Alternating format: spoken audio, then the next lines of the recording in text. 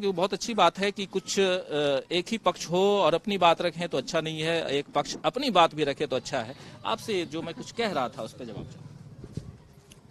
आपका क्वेश्चन बताओ या मैं उनके जवाब दूं? फिर मैं नहीं, इनका ही जवाब दीजिए भाई। हमारे जो इंफ्रास्ट्रक्चर जो सुदेश पाल जी हैं, उन्होंने बाद में एक बात कही है कि ये इंफ्रास्ट्रक्चर अपने पास से खड़ा नहीं कर रहे। कॉन्स्टिट्यूशन ऑफ इंडिया के अकॉर्डिंग आप इतनी नॉलेज रखते होगे, थोड़ी बहुत हमें भी है, उन्हें भी है। क्या मोदी ने आके पहला ऐसा सिस्टम बनाया इस देश में जहां गाड़ियां ले में रोड टैक्स मोदी ने ही चालू कराया? जब से देश आजाद हुआ, जब से ये आ रहा है, ये तो जब से ये आ रहा बना हुआ। भाई ये रोड टैक्स जो लिया जावे, कोई कह दो 2014 से चैलेंज कर दो, 2014 से पहले भी लिया जावे, यू अब भी लिया जा रहा। पर मोदी की सरकार हमारे पैसा कर रही है। भूमि अधिग्रहण बिल के बारे में जो उन्होंने जानकारी दी वे सही दी, इसकी पैरवी भी कर रहे हैं।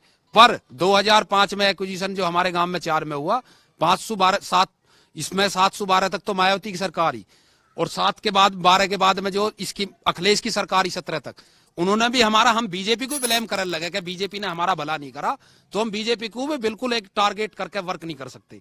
अब उसके बाद में आ जाओ, पर हम हाँ इतना वर्क कर सकते हैं। भाई मान लिया हमारा विधायक है अजीत पाल, अगर आज हमने जनता ने चुना है, वोट सबने दिए उसे, किसी ने दिए है ना दिए, और हमें कोई आफत है तो उस बात को उन्होंने हमारे साथ चलना चाहिए और साथ न चलना चाहिए। सदरपुर गांव जैसे जब किसान इतने बड़े गांव के त्रस्त है तो विधानसभा में हमारा मुद्दा उठाना चाहिए।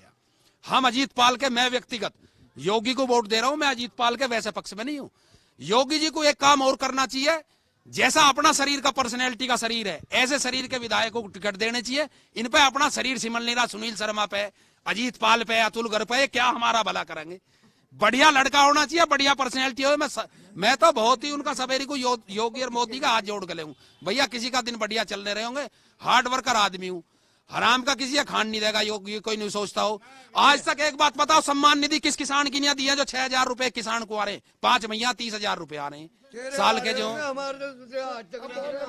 एक मिनट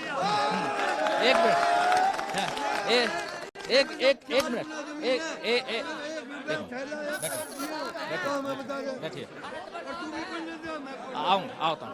आता हूँ। हाँ। अभी बहुत सारी बातें हो रही हैं, हालांकि बहुत सारे ऐसे सवाल हैं जिन सवालों के जवाब चाहिए, लेकिन उससे पहले एक बार आपके पास एक एक्सपर्ट, एक मिनट जयशंकर जी, एक मिनट, शांति शांति शांति शांति। दोस्तों, बहुत ही सर्दी के मौसम में गर्मा गर्म माहौल है और इस माहौल में सब अपनी बातें रख रहे हैं और चुनाव का वक्त है, एक अलग तरह का उत्साह बना रहता है। हालांकि आप जानते हैं कि चुनाव पहले एक अलग तरह के होते थे, जिसमें एक अलग उत्सव होता था, उत्सव का माहौल होता था, पताके लहराते रहते थे चारों तरफ, शाम हो कि सुबह हो, एक अलग माहौल होता था। लेकिन अब धीरे धीरे चुनाव आयोग की जो वहां पर भी चुनाव आयोग ने जो कुछ नियमावली चेंज किए और बहुत सारी चीजें हुई, कोविड प्रोटोकॉल का पालन भी करना पड़ता है। इन सब के बीच हम इस गांव में, सदरपुर गांव में पहुंचे हुए हैं और यहाँ के लोगों से जानने की कोशिश कर रहे हैं कि यहाँ का माहौल क्या है। अपनी समस्याएं भी बता रहे हैं और साथ में माहौल भी बता रहे हैं। किसानों के आंदोलन को लेकर के भी हम सवाल कर रहे हैं। हमारे साथ 2 एक्सपर्ट इस वक्त मौजूद भी हैं, इन लोगों से भी एक बार इन लोगों के पास भी आऊंगा और फिर जो गांव के लोग और हैं इन लोगों के पास भी आऊंगा और बातें समझने की कोशिश करेंगे, मुद्दों को समझने की कोशिश करेंगे। और जैसा इन्होंने बताया भाई साहब कवि साहब ने कि यहाँ जो है ये चुनाव जो हो रहा है वो योगी आदित्यनाथ को वोट देंगे लेकिन यहाँ के प्रतिनिधि को नहीं, तो ये भी एक बहुत महत्वपूर्ण मुद्दा है, ये भी समझने की कोशिश। लेकिन उससे पहले जयशंकर जी, आपसे ये जानना चाहूंगा, देखिए भूमि अधिग्रहण जो है एक बहुत ही गंभीर मसला है जो पहले से, लेकिन एक चीज बार बार ये सुनने को मिलता है, जब बीजेपी के चाहने वाले लोगों से जब मैं बात करता हूं तो 2017 से पहले की बात होती है। मैं पिछले 20-25 साल से चुनाव कवर करता रहा हूं, लेकिन चुनाव में अब आप अपने 5 साल की जो आपने काम किया उसकी बात आप करते हैं, रखते हैं, लेकिन इस बार का अकेला अजूबा चुनाव देख रहा हूं जो 17 से पहले, 14 से पहले या 70 साल पुरानी बातें होती है। आखिर ऐसा क्यों? आप भी तो एक लंबा समय आपका गुजरा है चुनाव में। हाँ, बिल्कुल सही कह रहे हैं राजीव जी। अगर आपके पास अपनी सरकार की उपलब्धियां बताने के लिए नहीं हो तो आप पीछे देख करके कहते हैं कि उस समय ये नहीं हुआ था, उस समय नहीं हुआ था। भाई इसके लिए आपको वोट नहीं दिया गया था, इसके लिए आपकी सरकार नहीं बनाई गई थी। आपकी सरकार इसलिए बनाई गई थी कि अगर पिछले वर्षों में कुछ अच्छा नहीं हुआ तो आप उससे और अच्छा करेंगे, इसके लिए आपको दिया गया था। लेकिन कोई उपलब्धि आपके पास नहीं है। सबसे बड़ा सवाल है, आज आप एक बिजली का कारखाना उत्तर प्रदेश में नहीं बना पाए पिछले पूरे 5 साल में। दावे के साथ, एक सेकेंड, एक चौधरी साहब, एक मिनट। दिक्कत क्या है, ये सरकार जो हमारी सरकार है, चाहे मोदी जी की हो चाहे योगी जी की हो, ये सरकार अडानी और अंबानी की सरकार बनकर रह गई है। सुन लीजिए, बिजली पैदा नहीं कर रहे हैं, बिजली खरीद रहे हैं, महंगी बिजली खरीद रहे हैं, महंगी बिजली बेच रहे हैं।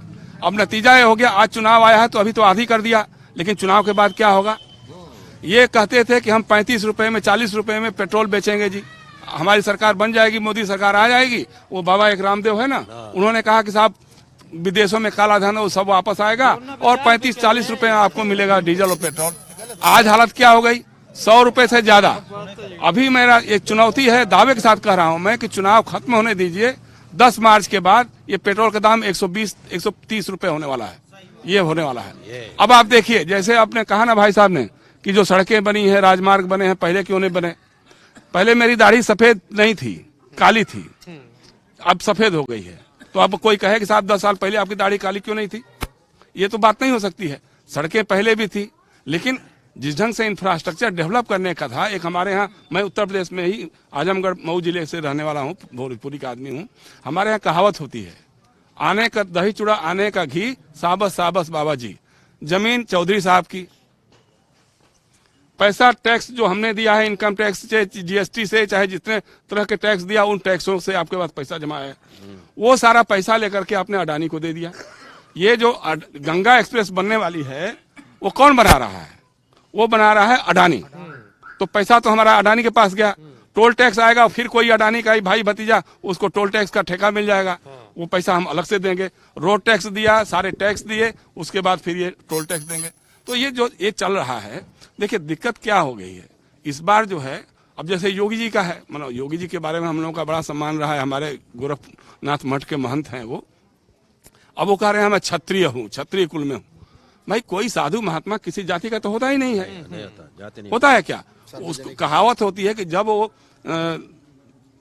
साधु या संत वेशधारी कर लेते हैं, महात्मा बन जाते हैं, तो पिछला जन्म उनका खत्म हो जाता है, उसके बाद तो कोई जाति और परिवार रहता ही नहीं है।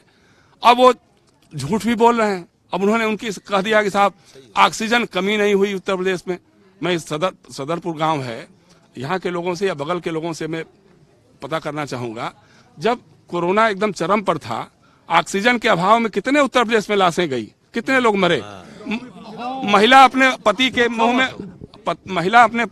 में मुंह लगा करके ऑक्सीजन फूंक रही थी, ऑक्सीजन मिल नहीं रहा था, लोग तड़प तड़प के मर रहे थे, जान दे रहे थे, लोग दौड़ रहे थे इधर का उधर, लेकिन ये नहीं हो रहा था। गंगा नदी जो है लाशों से पट गई, रेत में लोगों को लाशें दबानी पड़ गई। कहीं कब्रिस्तान में या स्मशान घाट में जगह नहीं मिलती थी कि लोग अपने लोगों को जला सके, मतलब हम सम्मानजनक अंत्येष्टि भी नहीं कर पाए, ये हमारी सरकार ने दे दिया।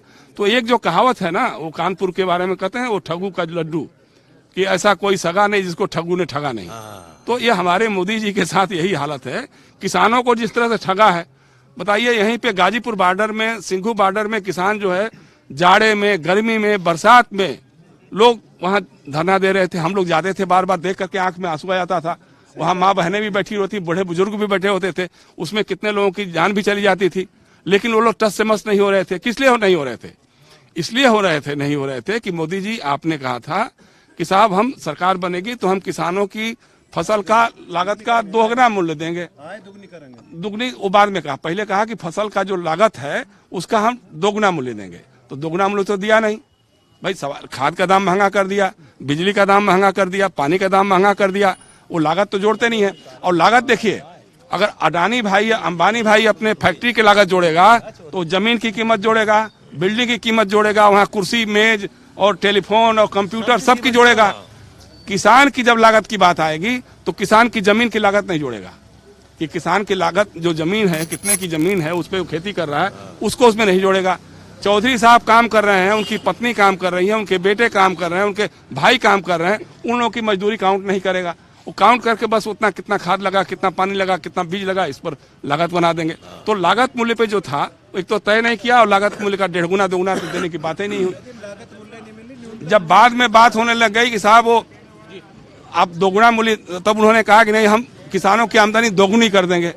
दोगुनी को होते होते उन्होंने कृषि कानून ला दिया साहब। अब कृषि कानून ऐसे बना दिए जो लोगों के गले में फांस ऐसे बन गई। उसी कृषि कानून को वापस लेने के लिए किसानों ने आंदोलन किया, जिसमें 700-750 किसान मर गए। उसके बाद जब लगा कि अब मामला बिगड़ जाएगा तो मोदी जी ने कृषि कानून तो वापस ले लिया और एक समझौता करने की बात हुई। समझौते में बात हुई कि साहब एमएसपी पे गारंटी की बात करेंगे, हम उसके लिए कमेटी बनाएंगे। किसानों की जो मौत हुई है उसका हम मुआवजा देंगे।